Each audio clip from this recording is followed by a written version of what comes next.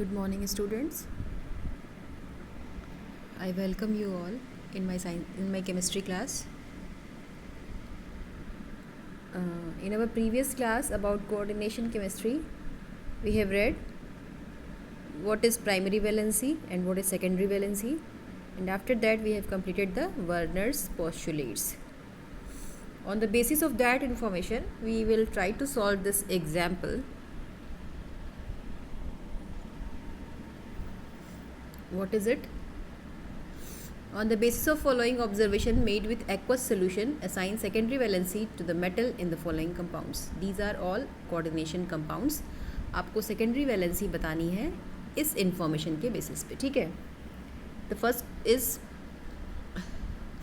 palladium chloride having 4 molecules of ammonia. I am not telling the name because we have not read the nomenclature. ठीक है, nomenclature जब हम complete कर लेंगे तब इसका नाम भी लिखना हम समझ जाएंगे, ठीक है? It is giving 2 moles of AgCl precipitated per mole of the compound with excess silver nitrate. मतलब सिल्वर नाइट्रेट के साथ इसका रिएक्शन कराया गया, तो जो प्रेसिपिटेट का अमाउंट मिला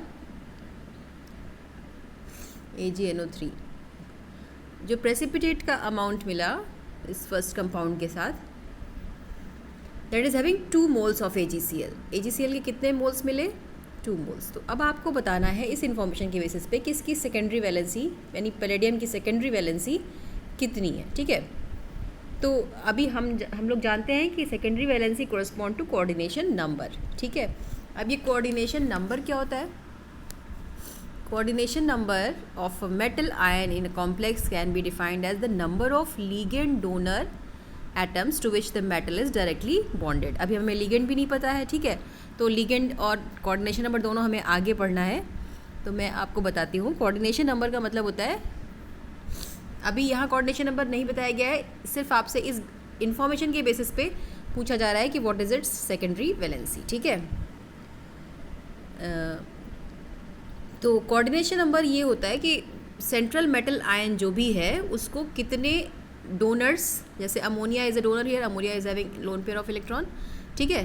तो अमोनिया डोनेट कर रहा है पैलेडियम को, ठीक है? तो जितने अमोनिया अटैच्ड हैं, 4 ammonia is surrounded to the palladium, तो ये हो गया 4.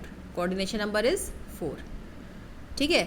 2 क्लोरीन भी है, यानी 2 क्लोराइड आयन भी अटैच्ड है, ठीक है? तो जितने ही इनको हम लोग लिगेंड बोलते हैं, जो डोनर मॉलिक्यूल होता है, whether it is neutral species और having lone pair of electron और it is having negative ion, negative charge, तो ये दोनों ही जो है वो लिगेंड कहलाते हैं. जो मेटल आयन को इलेक्ट्रॉन पेयर डोनेट कर रहे हैं या नेगेटिव आयन डोनेट कर रहे हैं, इलेक्ट्रॉन्स डोनेट कर रहे हैं, तो वो लिगेंड कहलाते हैं, ठीक है? तो जितने लिगेंड अटैच्ड हैं दैट इज़ कोऑर्डिनेशन नंबर, ठीक है? अब इस कंपाउंड में हमको कोऑर्डिनेशन नंबर इस इंफॉर्मेशन के बेसिस पे निकालना है, ठीक है? तो यहाँ पे अभी आप देख रहे हो 2 AgCl मिल रहा है, इसका मतलब सिल्वर नाइट्रेट से ये जो 2 क्लोरीन मॉलिक्यूल है ये रिएक्ट कर रहा है. इसका मतलब कल मैंने आपको बताया था जो कॉम्प्लेक्स के अंदर होता है that is called coordination sphere, और बाहर जो होता है वो वही आयन जो है वो सिल्वर क्लोराइड को बनाने में हेल्प कर रहा है, ठीक है? तो जो आउटसाइड द ब्रैकेट होता है उसको हम लोग काउंटर आयन बोलते हैं, यानी इसका मतलब ये जो 2 क्लोराइड आयन है this is present in the form of counter ion, ठीक है? और यही सिल्वर नाइट्रेट के साथ रिएक्ट करके सिल्वर क्लोराइड बना रहे हैं, ठीक है? तो कोऑर्डिनेशन नंबर जो है that is totally based on the coordination sphere. Coordination sphere के अंदर जितने लिगेंड हैं दैट इज़ कोऑर्डिनेशन नंबर, ठीक है? तो अब ये क्या बता रहा है कि दोनों क्लोरीन जो है वो काउंटर आयन के फॉर्म में है, स्क्वायर ब्रैकेट के बाहर है, तभी वो सिल्वर नाइट्रेट के साथ सिल्वर क्लोराइड का प्रेसिपिटेट दे रहा है. 2 मोल दे रहा है, इसका मतलब 2 क्लोरीन इसके साथ अटैच हो रहे हैं. तो अंदर कोऑर्डिनेशन स्फीयर में कितना बच गया? 4 मॉलिक्यूल ऑफ अमोनिया बच गया बस. तो यहाँ कोऑर्डिनेशन नंबर क्या हो जाएगा? 4. चाहे आप इसको कोऑर्डिनेशन नंबर कहिए चाहे इसकी सेकेंडरी वैलेंसी कहिए, it will be 4. Secondary valency is 4 in first. अब आप मुझे लगता है सबका निकाल सकते हैं. सेकेंड का क्या हो जाएगा? सेकेंड में भी 2 मोल AgCl की मिल रहा है, इसका मतलब क्लोरीन जो है वो क्लोराइड आयन के फॉर्म में, वो काउंटर आयन के फॉर्म में स्क्वायर ब्रैकेट के बाहर है. तो यानी अंदर कौन बच रहा है? Water. Water is also a ligand. Water, ammonia, EDTA, chloride, ये सारे लिगेंड हैं क्योंकि इनके पास इलेक्ट्रॉन पेयर है या इनके पास नेगेटिव आयन है, ठीक है। तो वाटर इज़ ऑल्सो लिगेंड, ठीक है। वाटर में जो ऑक्सीजन एटम है that is having lone pair of electron, तो ये लिगेंड का काम करता है। अमोनिया में nitrogen atom is having lone pair of electron, so this is also acting as ligand. Ligand वही है जो मेटल आयन को इलेक्ट्रॉन पेयर डोनेट कर रहा है या नेगेटिव चार्ज डोनेट कर रहा है या नेगेटिव चार्ज को डोनेट करके कोऑर्डिनेट बॉन्ड बना रहा है उसके साथ, ठीक है। तो वही लिगेंड है जो कोऑर्डिनेट बॉन्ड बनाने में इलेक्ट्रॉन को डोनेट कर रहा है, और जो एक्सेप्ट कर रहा है वो मेटल आयन है। यहाँ थोड़ा उल्टा हो जाता है, वैसे तो इलेक्ट्रॉन मेटल जो है, मेटल की प्रॉपर्टी होती थी ऑलवेज डोनेट इलेक्ट्रॉन, लेकिन यहाँ कॉम्प्लेक्स कंपाउंड में थोड़ा सा अलग है, ठीक है। तो दूसरे में भी आप बता सकते हो कि अंदर 6 वाटर मॉलिक्यूल्स है, क्लोरीन बाहर है, तो यानी निकल की सेकेंडरी वैलेंसी कितनी हो जाएगी 6 वाटर मॉलिक्यूल, इसका मतलब 6, ठीक है। चाहे इसको सेकेंडरी वैलेंसी कहिए चाहे इसको कोऑर्डिनेशन नंबर कहिए, ठीक है। थर्ड वाले में आपको एक भी मोल AgCl का नहीं मिल रहा, 0 मोल मिल रहा है। इसका मतलब क्या है, 0 मोल मिलने का मतलब कि जो क्लोरीन यहाँ पे 4 दिख रहे हैं ये चारों के चारों अंदर नहीं है, बल्कि चारों के चारों कहाँ हैं, बाहर हैं, ठीक है। और HCl जो है वो भी बाहर है। इसका मतलब सॉरी, एक भी मोल AgCl का नहीं मिल रहा है, इसका मतलब कि कुछ भी बाहर नहीं है, सब कुछ कोऑर्डिनेशन स्फीयर के अंदर ही है, ठीक है। तो 4 क्लोरीन अंदर और इधर 2 HCl मॉलिक्यूल, तो यह 4 और 2 कितना हो गया 6, ठीक है। तो यहाँ सेकेंडरी वैलेंसी हो जाएगी 6। फोर्थ में अगर हम देखें तो सिल्वर नाइट्रेट्स के साथ AgCl का 1 मोल मिल रहा है, इसका मतलब 1 क्लोरीन बाहर है, 2 क्लोरीन अंदर है प्लस 4 अमोनिया अंदर है, तो 4 और 2 कितना हो गया 6, again secondary valency is 6। Last one फिर 0 मोल मिल रहा है, इसका मतलब सब कुछ अंदर ही है, बाहर कुछ भी नहीं है, काउंटर आयन के फॉर्म में कुछ भी नहीं है, तो अगेन कितना हो गया 2 अमोनिया और 2 क्लोरीन 4, तो secondary valency is 4। I hope आपको ये समझ में आ गया होगा, इसको आप देख लेंगे, ठीक है। आसान है ये, इससे आपने कोऑर्डिनेशन नंबर फाइंड आउट करने का तरीका भी सीख लिया। जो भी कोऑर्डिनेशन स्फीयर के अंदर है कोऑर्डिनेशन कॉम्प्लेक्स के साथ, that is corresponding to coordination number, ठीक है। बाहर वाला नहीं, बाहर वाला हमें हेल्प करता है ऑक्सीडेशन नंबर फाइंड आउट करने में, प्राइमरी वैलेंसी फाइंड आउट करने में, जो स्क्वायर ब्रैकेट के बाहर है काउंटर आयन, लेकिन जो अंदर है that will help in finding out the coordination number, ठीक है। अब हम लोग देखेंगे difference between a double salt and a complex salt, very important topic, बहुत पूछा जाता है।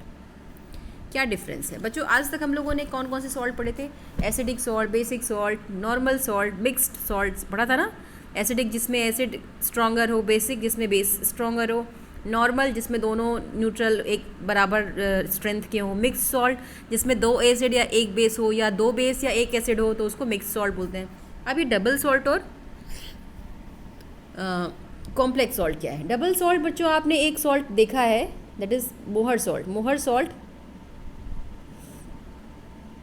सॉल्ट इज और डबल सॉल्ट। डबल सॉल्ट का मतलब होता है जिसमें कि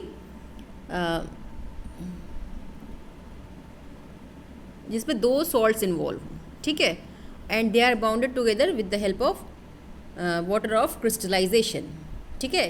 this water of crystallisation stabilises its stoichiometry, ठीक है।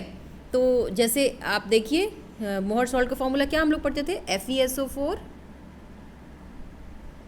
NH4 ट्वाइस SO4, याद है कि भूल गया, एंड 6H2, याद है ना। The 6 molecules of water is water of crystallization. This is double salt. It is having combination of 2 salts, ferrous sulfate and ammonium sulfate, ठीक है। अब ये जो डबल सॉल्ट होता है it loses it's identity in solution. जैसे ही आप इसको डबल सॉल्ट को पानी में डालोगे, किसी आयनिक सोल्यूशन में डालोगे, इसकी आइडेंटिटी ख़त्म हो जाएगी, ठीक है। ये मोहर सॉल्ट नहीं बन गया, यहाँ आपको फेरस आयन मिल जाएगा, सल्फेट आयन मिल जाएगा, अमोनियम आयन मिल जाएगा, है ना, लेकिन आपको मोहर सॉल्ट जैसी कोई चीज़ नहीं मिलेगी, ये सब अलग अलग हो जाएंगे। तभी तो हम टाइट्रेशन करते थे। लेकिन जो कॉम्प्लेक्स सॉल्ट होता है it doesn't loses it's identity in the solution. तो कॉम्प्लेक्स सॉल्ट का एग्जाम्पल हम लोग देखते हैं पोटेशियम फेरोसाइनाइड, K4FeCN6, ये कॉम्प्लेक्स कंपाउंड बन गया ना, ये कोऑर्डिनेशन स्फीयर। तो ये इसको जब आप डिज़ोल्व करोगे किसी आयनिक सोल्यूशन में, it doesn't loses it's identity. आपको यहाँ पे फेरस आयन, साइनाइड आयन नहीं मिलेंगे, आपको फेरस साइनाइड अलग एक साथ मिलेगा, ठीक है। तो complex salt doesn't loses it's identity in solution while double salt loses its identity in solution and give test for all the ions, ठीक है। अब आप डबल सॉल्ट का एक और एग्जांपल बता सकते हैं, alums. Alums are example of double salt. क्या है एलम का फॉर्मूला? K2SO4 Al2SO4, हम लोग बचपन से याद करते आते हैं ना, K2SO4 Al2SO4 थ्राइस 24H2O, याद है? तो ये भी डबल सॉल्ट है। It loses it's identity in the solution. यहाँ आपको potassium ion, sulphate ion, aluminium ion सभी के टेस्ट मिलेंगे, लेकिन potassium ferrocyanide is a double salt, it doesn't loses it's identity in solution, ठीक है। तो मेरे हिसाब से आपको डिफरेंस समझ में आ गया होगा। तो अगर हम पोटेशियम फेरोसाइनाइड को वाटर में डिज़ोल्व करेंगे तो आपको आयरन और साइनाइड का टेस्ट नहीं मिलेगा, बल्कि फेरोसाइनाइड एक साथ अलग होगा, ठीक है।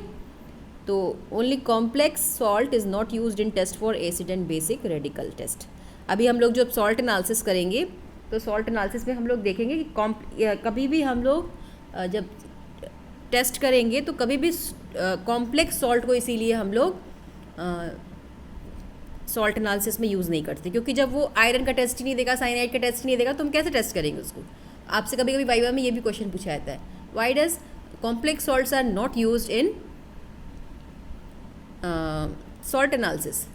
Because they doesn't lose its identity in the solution, that's why they cannot give the test for specific ions, ठीक है।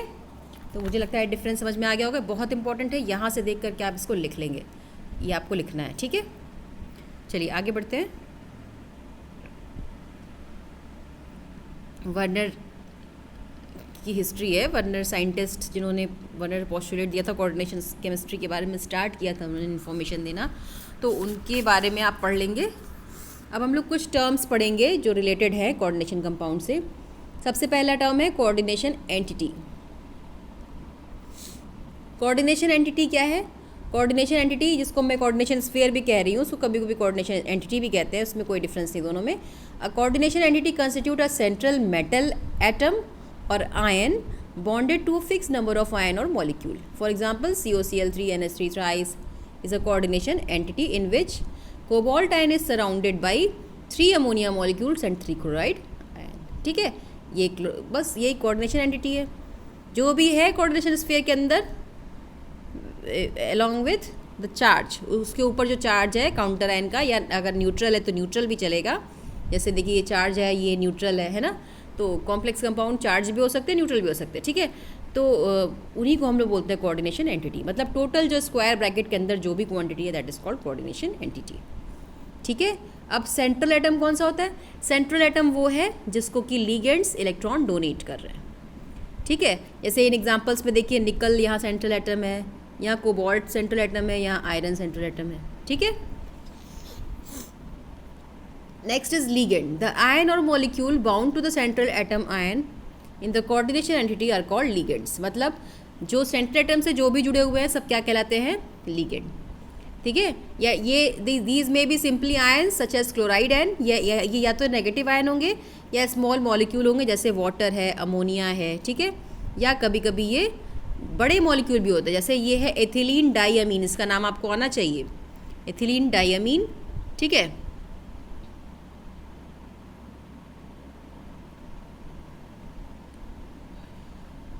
ये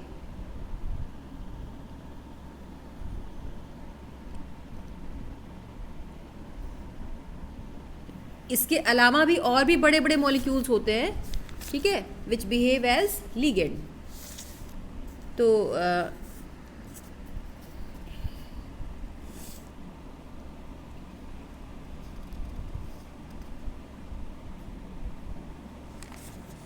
आप देख रहे हो यहाँ पे एक मॉलिक्यूल बना हुआ है, क्या नाम है इसका? एथिलीन, एथिलीन है, डाइअमीन, और डाइअमीन के चारों जो H मॉलिक्यूल है उसको रिप्लेस कर दिया गया एसीटेट से, है ना। This is ethylene diamine tetra acetate, ठीक है। Ethylene diamine टेट्राएसीटेट।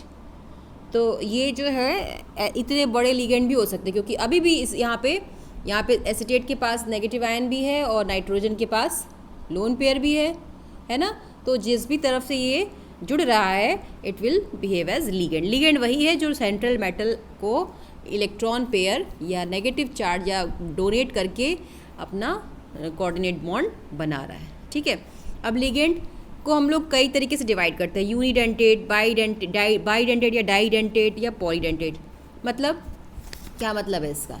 यूनिडेंटेट को मोनोडेंटेट भी बोलते हैं, जिसमें केवल एक बाइंडिंग साइट है, उसको बोलते हैं यूनिडेंटेट। जैसे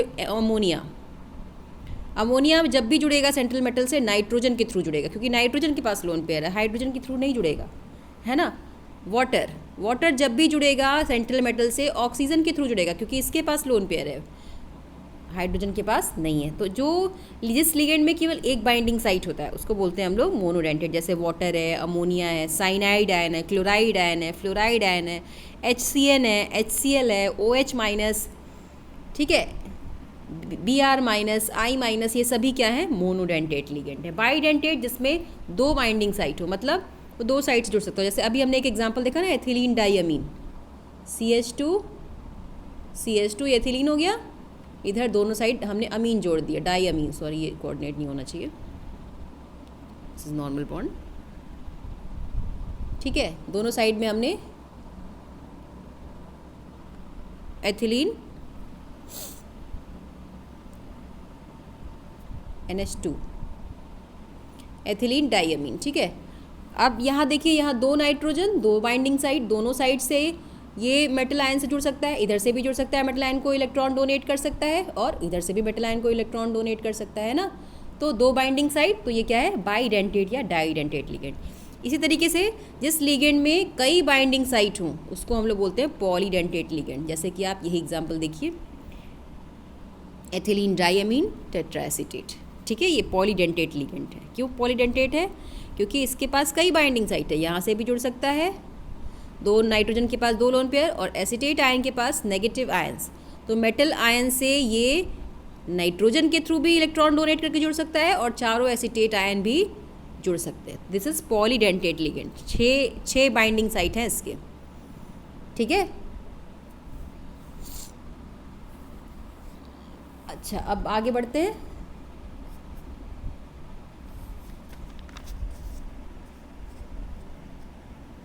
हेक्साडेंटेट, जैसे इसको हम लोग पॉलीडेंटेट या हेक्साडेंटेट भी आप बोलिए, 6 बाइंडिंग साइट है ना, तो इसको हम लोग हेक्साडेंटेट बोलेंगे।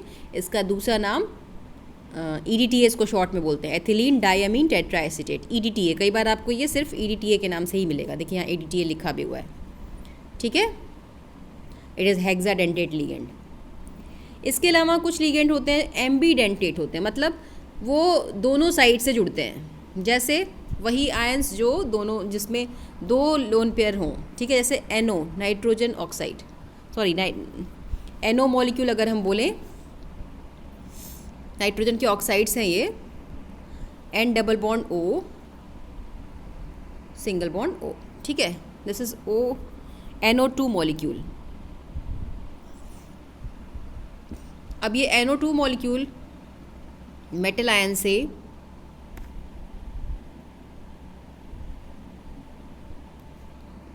नाइट्रोजन के थ्रू भी जुड़ रहा है और इधर ऑक्सीजन के थ्रू भी जुड़ रहा है, ठीक है।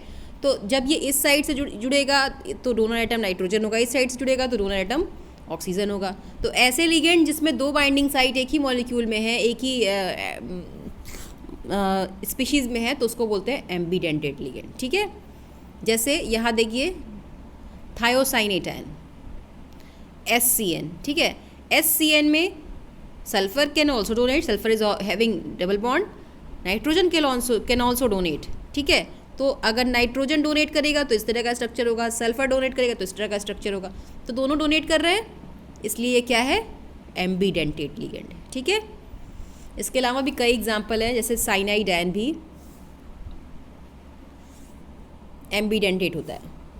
साइनाइड और आइसोसाइनाइड हमने पढ़ा है ना, N ट्रिपल बॉन्ड C या C triple bond N, C से जुड़ रहा है तो साइनाइड आयन होगा, NC से जुड़ रहा है तो आइसोसाइनाइड आयन होगा।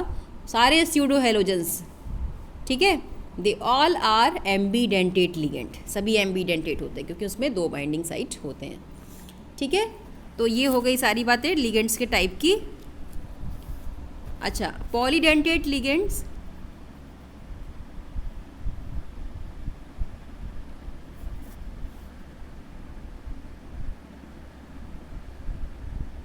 जब एक से ज़्यादा डोनर एटम को यूज़ करते हैं सिंगल मेटल आयन से जुड़ने के लिए, तो ऐसे लिगेंड को हम लोग चिलेट लिगेंड भी बोलते हैं। ठीक है, क्लोज्ड रिंग लाइक स्ट्रक्चर बन जाता है जिसकी वजह से इसको हम लोग चिलेट लिगेंड भी बोलते हैं। जैसे ये EDTA चिलेटिंग लिगेंड भी है, पॉलीडेंटेट है ना, तो ये क्या करेगा, यहाँ से भी जुड़ेगा मेटल से, यहाँ से भी जुड़ सकता है, इन चारों साइड से भी जुड़ सकता है, तो एक क्लोज्ड रिंग लाइक स्ट्रक्चर बनता है। ठीक है, तो एक से ज़्यादा एटम जब डोनेट करते हैं पॉलीडेंटेट लिगेंड के, तो उसको हम लोग चिलेटिंग लिगेंड भी बोलते हैं। तो चिलेटिंग लिगेंड भी आप लिख लेंगे, चिलेट लिगेंड यहाँ दिया हुआ। ठीक है, और जितने एटम डोनेट कर रहे हैं, this is called denticity of a ligand. जैसे मैंने बात की अभी इसकी, this is hexadentate because it has having 6 donor atoms. ठीक है, ये 6 साइड से जुड़ सकता है, तो ये इसकी डेंटिसिटी कितनी हो गई, 6। ठीक है, next topic is coordination number. Coordination number मैंने आपको बता दिया कैसे फाइंड आउट करते हैं। कोऑर्डिनेशन स्फीयर के अंदर जितने भी मॉलिक्यूल हैं डोनर एटम के, they are corresponding to coordination number. जैसे कि अभी हम एक एग्जांपल्स देखते हैं।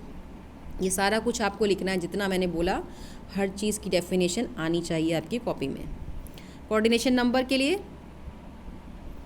ठीक है, यहाँ 6 क्लोरीन अंदर है, it's coordination number is 6।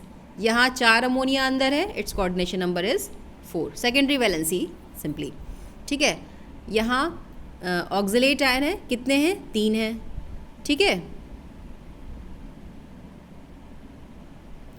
Oxalate ion में 2 माइनस, एक ऑक्सलेट में 2 माइनस चार्ज होते हैं ना, तो यहाँ 3 ऑक्सलेट आयन है, तो कितने हो गए, 3 × 2 कितने हो गए, 6 है ना।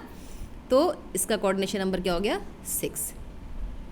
ठीक है, क्योंकि ये बाइडेंटेट लिगेंड है। Coordination oxalate ion C2O4 2 minus है ना, तो 2 माइनस चार्ज है, ये बाइडेंटेट लिगेंड है। ठीक है, तो एक में 2, तो 3 में कितने हो जाएंगे, 6, तो इसकी कोऑर्डिनेशन नंबर कितनी हो जाएगी, 6। अच्छा, ऐसे ही ये COEN थ्राइस आपको जो दिख रहा है, ये एथिलीन डाइअमीन के लिए शॉर्ट में EN लिखते हैं, थ्राइस है ये एथिलीन डाइअमीन। अभी आपको मैंने बताया इसके 2 बाइंडिंग साइट हैं, बाइडेंटेट लिगेंड है, बताया था ना अभी मैंने आपको, NH2 CH2 CH2 NH2 2 binding site है ना इसके। तो एक एथिलीन डाइअमीन के 2 बाइंडिंग साइट, तो 3 एथिलीन डाइअमीन के कितने बाइंडिंग साइट हो जाएंगे, 6। तो इसका भी कोऑर्डिनेशन नंबर 6 हो जाएगा। कोबाल्ट का कोऑर्डिनेशन नंबर एथिलीन डाइअमीन के 3 मॉलिक्यूल के साथ 6 हो जाएगा, और आयरन का भी coordination number 3 molecule of oxalate ion के साथ 6 हो जाएगा। ठीक है, तो मेरे हिसाब से अब आपको समझ में आ गया होगा कोऑर्डिनेशन नंबर क्या होता है और कैसे फाइंड आउट करते हैं। ठीक है, जितने एटम्स डोनर एटम्स अंदर जुड़े हुए हैं और जितने लोन पेयर्स वो डोनेट कर रहा है, या जितने इलेक्ट्रॉन पेयर डोनेट कर नेगेटिव आयंस के साथ वो बॉन्ड बना रहा है, उस पर डिपेंड करता है उसका कोऑर्डिनेशन नंबर। ठीक है, आगे बढ़ते हैं, थोड़ा सा और बचा है, इसको ख़त्म कर लेते हैं अभी, ताकि आगे हम लोग सिर्फ नॉमेनक्लेचर पढ़ें। कोऑर्डिनेशन स्फीयर कोई नई बात नहीं, मैंने आपको बता दिया, कोऑर्डिनेशन ब्रैकेट के अंदर जितना भी है सब कोऑर्डिनेशन स्फीयर है। ठीक है, बाहर जो है वो काउंटर आयन है, जैसे K4 FeCN6 की अभी बात की हमने, तो K4 is counter ion, FeCN6 4 minus is coordination sphere. ठीक है, कोऑर्डिनेशन पॉलीहेड्रन क्या होता है, कोऑर्डिनेशन स्फीयर में जो मेटल आयन है उसके चारों तरफ लिगेंड जुड़े होते हैं ना, इलेक्ट्रॉन डोनेट करते हैं लिगेंड्स, तो ये एक स्पेसिफिक स्ट्रक्चर बनाते हैं। चारों तरफ जो लिगेंड जुड़ते हैं मेटल आयन की चारों तरफ, तो एक स्पेसिफिक स्ट्रक्चर बनाते हैं। अगर ये 8 होंगे तो ऑक्टाहेड्रल हो सकता है, अगर 4 लिगेंड जुड़े हुए हैं तो ये टेट्राहेड्रल या स्क्वायर प्लानर हो सकता है। ठीक है, आपको याद होगा हम लोग जब स्ट्रक्चर फाइंड आउट करते थे केमिकल बॉन्डिंग चैप्टर में, तो वहाँ पे भी हम लोग हाइब्रिडाइजेशन से स्ट्रक्चर फाइंड आउट करते थे ना, यहाँ भी हम हाइब्रिडाइजेशन से स्ट्रक्चर फाइंड आउट करेंगे, और इसके लिए हमारा बेस होगा कोऑर्डिनेशन नंबर। ठीक है, कोऑर्डिनेशन नंबर 6 होने का मतलब है इट इज़ ऑक्टाहेड्रल। ठीक है, 4 होने का मतलब इट इज़ टेट्राहेड्रल और स्क्वायर प्लानर। ठीक है, 5 है ट्राइगोनल बाई पिरामिडल। ठीक है, और स्क्वायर पिरामिडल। तो ये हम लोग अभी आगे देखेंगे जब हाइब्रिडाइजेशन वगैरह पढ़ेंगे तो। ठीक है, तो ये हमारा हो गया पॉलीहेड्रन, इतने तरह के पॉलीहेड्रन मिलेंगे हमें। ये कैसे फाइंड आउट करते हैं ये हम लोग आगे देखेंगे। चलिए अब बात करते हैं oxidation number of central atom. Central atom की ऑक्सीडेशन नंबर को हम लोग कैसे फाइंड आउट करेंगे।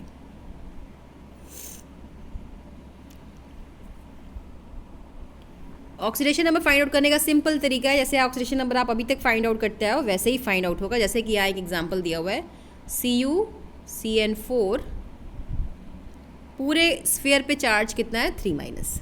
ठीक है, तो अभी ऑक्सीडेशन नंबर हमें फाइंड आउट किसका करना है, कॉपर का, क्योंकि मेटल आयन का ही ऑक्सीडेशन नंबर है, मेटल आयन की सेकेंडरी वैलेंसी है। ठीक है, primary valency correspond to oxidation number. तो इसके लिए हमको जिसका फाइंड आउट करना है उसको हमने x मान लिया। ठीक है, ये CN4 है, Cn इज़ हैविंग -1 चार्ज, तो चार्ज Cn है तो इसका मतलब कितना हो गया, ये 4- चार्ज, तो 4- is written is here as -4। ठीक है, और पूरे कॉम्प्लेक्स पे चार्ज कितना है 3-, तो पूरे कॉम्प्लेक्स पे जो चार्ज होगा वो इज इक्वल टू कि इस तरफ आएगा, that will be equal to -3। अब कुछ नहीं, x की वैल्यू आप फाइंड आउट कर लीजिए। x की वैल्यू हो जाएगी -3 + 4, -3 + 4 का मतलब हो गया इट इज़ इक्वल टू +1। तो यानी कॉपर का जो प्राइमरी वैलेंसी है या ऑक्सीडेशन नंबर है यहाँ वो +1 है, और हमेशा वो प्लस में आएगी क्योंकि most of the time metal ion plus he show करता है ना, तो उसको हम लोग उसका साइन दिखाने की ज़रूरत नहीं है, उसको हम लोग सीधे रोमन्स में लिखते हैं। जैसे जब भी इस कंपाउंड का हम नाम लिखेंगे ना तो कॉपर की प्राइमरी वैलेंसी वहाँ पे कॉपर लिखेंगे और उसको रोमन में 1 लिखेंगे। ठीक है, तो ऐसे ही सारे कंपाउंड की प्राइमरी वैलेंसी फाइंड आउट करते हैं। आप कुछ और कंपाउंड की प्राइमरी वैलेंसी फाइंड आउट करने की कोशिश कीजिएगा। ठीक है, you will be able to solve this. The last is homoleptic and heteroleptic complexes. Homoleptic और हेट्रोलैप्टिक कॉम्प्लेक्सेस क्या होते हैं, कुछ नहीं है, कुछ अलग सा नहीं है इसमें, बस सिंपल एक टर्म है। क्या होता है ये, मतलब जिसमें केवल एक तरह का डोनर एटम है, सिर्फ एक ही जैसे डोनर एटम जुड़े हुए हैं, तो उसको हम लोग होमोलैप्टिक बोलेंगे। ठीक है, जैसे CONH3 सिर्फ अमोनिया ही है डोनर एटम, नाइट्रोजन ही है, तो ये होमोलैप्टिक है। ठीक है, अब इस कंपाउंड में डोनर एटम अमोनिया भी है और क्लोरीन भी हो सकता है। ठीक है, तो ये क्या है, अमोनिया या क्लोरीन, तो इसका मतलब ये हेट्रोलैप्टिक हो गया। ठीक है, जैसे होमो हेट्रो आप जानते हो ना, तो वही मतलब हुआ इसका। होमोलैप्टिक मतलब having single kind of donor, heteroleptic मतलब having different kind of donors. ठीक है, tomorrow we will study nomenclature which is very important topic and very useful. तो आप अभी इतना काम मुझे करके दिखाएंगे और कोऑर्डिनेशन कंपाउंड के नॉमेनक्लेचर को भी आप पढ़ के रखेंगे। Tomorrow I will discuss this. Thank you very much.